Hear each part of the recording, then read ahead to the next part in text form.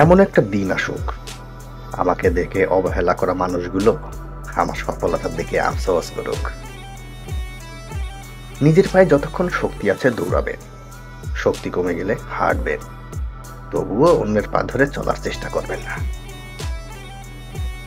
তোমার উন্নতিতে যারা হিংসা করে খোঁজ নিয়ে দেখো, তাদের বেশিরভাগই তোমার পরিচিত মুখ। কিছু মানুষ আছে সামনে এলেই ভীষণ আপন সাজে, কিন্তু চোখের আড়াল হলেই সমালোচনা শুরু করে। আমি বাঘের চাইতে মানুষকে বেশি ভয় পাই, কারণ বাঘের রূপ একটি আর মানুষের রূপ দুটি। এক রূপ মুখে, আরেক রূপ তার মুখোশে। জীবন আরো সুন্দর হতো যদি সময়ের আগে মানুষ চেনা যেত। আসলেই সত্যি, মানুষ যতটা ভালোবাসা দেখায় ততটা ভালোবাসে না।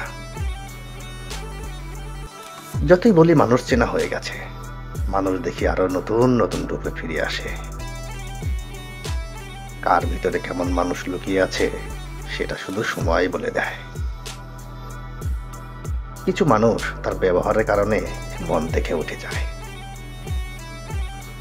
আমি খুব খুশি রাখি না, ঘটনা মনে রাখি।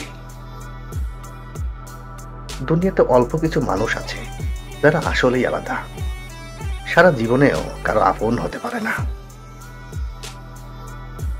অন্যের প্রয়োজনে ক্ষয়ে তো গেলে কি পেলে। স্বার্থপর মানুষেরা ঠিক জানে অন্যকে কখন ইউজ করতে হবে আর কখন ইগনোর করতে হবে। আমি খারাপ সময় যাদের পাশে ছিলাম তাদের মুখেই আমার বদনাম শুনেছি। আপন ভেবে কাউকে মনের সব কথা বলো না, এমন একটা সময় আসবে সে তোমাকে তোমার কথা দিয়েই আঘাত করবে। পৃথিবী সুন্দর, কিন্তু এর মানুষগুলো বেশিরভাগই বিষের চেয়েও বিষাক্ত। সবকিছুর দাম বাড়লেও দিন দিন সরল ও ভদ্র মানুষের দাম শুধু কমে যাচ্ছে। বেশি দায়িত্ব পালন করা মানুষগুলোই একসময় সবার কাছে দোষী হয়ে যায়। পূর্বের চেয়ে মানুষের সম্পদ বেড়েছে, কিন্তু সম্মান কমেছে। পূর্বের চেয়ে মানুষ আধুনিক হয়েছে, কিন্তু মানুষের মাঝে আন্তরিকতা কমে গেছে।